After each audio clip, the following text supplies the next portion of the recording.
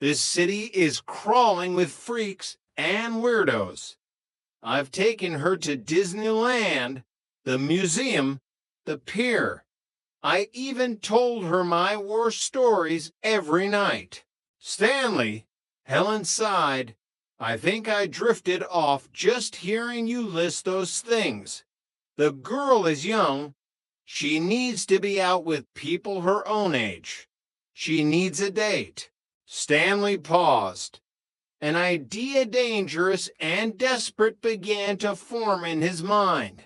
He thought of the Andrews sisters upstairs. Specifically, he thought of Jack.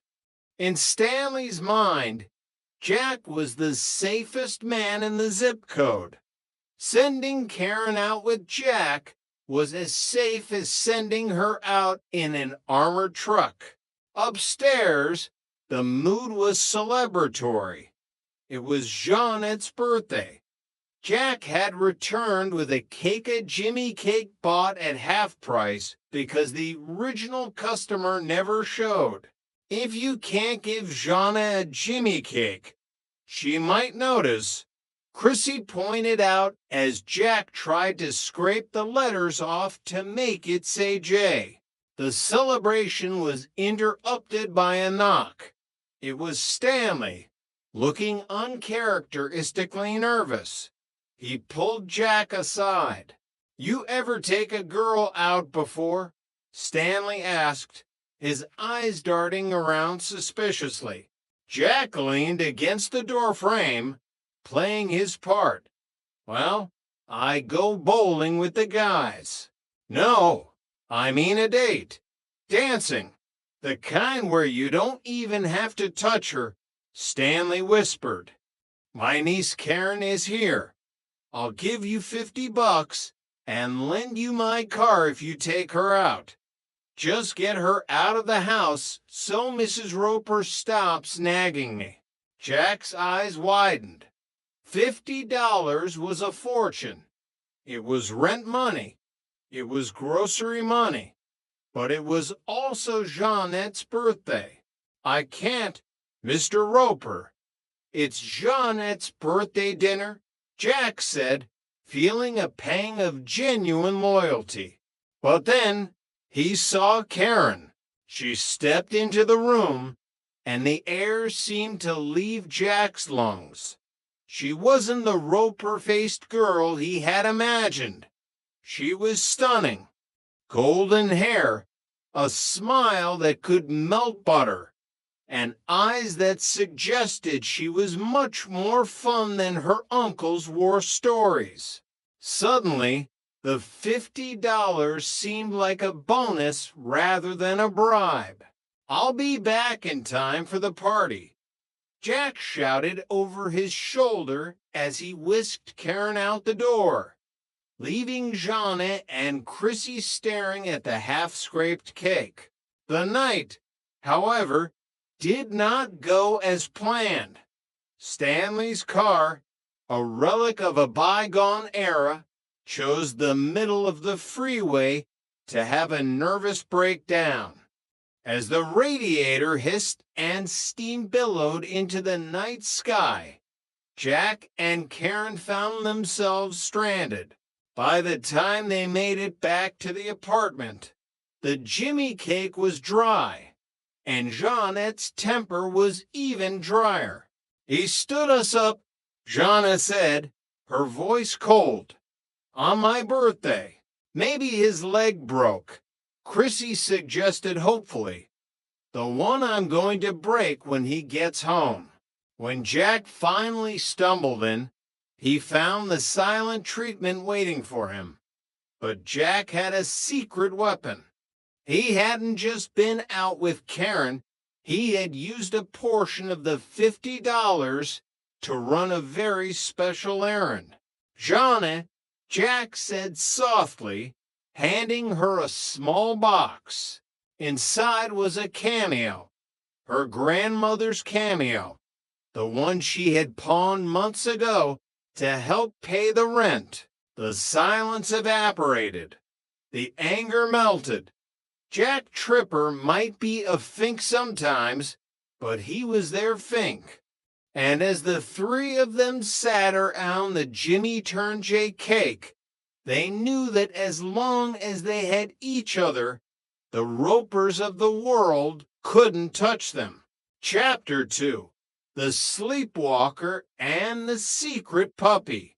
The following week brought a new set of challenges. It started with a whimper, a literal one.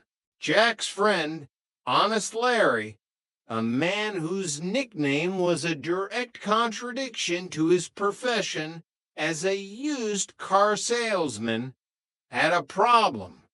He had a litter of puppies and a debt to Jack. I took the puppy to cancel the $25 he owed me, Jack explained, cradling a tiny, fluffy ball of golden fur. Jack, we can't keep it, Shauna cried, though her hands were already reaching out to stroke the pup's ears. Roper's rules: no dogs, no babies. Well, we're keeping half the bargain so far, Jack joked, but the threat was real. Stanley Roper patrolled the halls with the hearing of a bat when it came to unauthorized tenants. To make matters worse, Chrissy had started sleepwalking again. It was a nervous habit from her days as a minister's daughter. Mr. Rogers at the office is driving me crazy, Chrissy lamented. His hands are everywhere. The girls call him Christopher Columbus because he's always exploring. That night, the apartment became a theater of the absurd. While Jack tried to hide the puppy in a shoebox, Chrissy stood up, eyes glazed, and wandered out into the hallway in her nightgown. Chrissy, get back here, Jack hissed, trying to lead her back to bed without waking her or the Ropers. In the darkness, paths crossed. Stanley was up, peeping out the window to check the weather, which coincidentally involved looking toward the window of a certain blonde in apartment 107. I saw her, Helen, Stanley whispered to a groggy Mrs. Roper, walking around half naked in the street. The next morning, the puppy situation reached a crisis point. Mrs. Roper came upstairs to borrow milk, her fridge having succumbed to one of Stanley's repairs. Is that something you made in cooking school? She asked, pointing to a bowl of what looked like stew on the counter. Yes, beef bourguignon. Jack lied quickly. It was actually high-grade dog food. Oh, it looks delicious. Stanley would love a change from my cooking, Helen said, whisking the bowl away before Jack could stop her. The panic that followed was legendary. Jack burst into the Roper's kitchen just as Stanley was raising a spoonful of gourmet choice to his lips. Stop! You can't eat that, Jack screamed, grabbing the bowl and dumping it down the sink. What are you? Crazy! Stanley yelled. That was my dinner. It was a test, a culinary test. It failed. Jack scrambled for an excuse. Ultimately, the puppy found a home in the most unlikely of places. Chrissy, in another sleepwalking episode, left the dog on the Roper's doorstep. A present. Helen beamed the next morning, holding the puppy. Stanley, you remembered our anniversary. You left this little darling on the doorstep for me.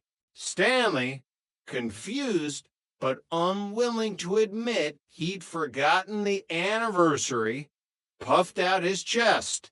Yeah, Just what I always wanted to give you, Helen. The puppy was safe. The roommate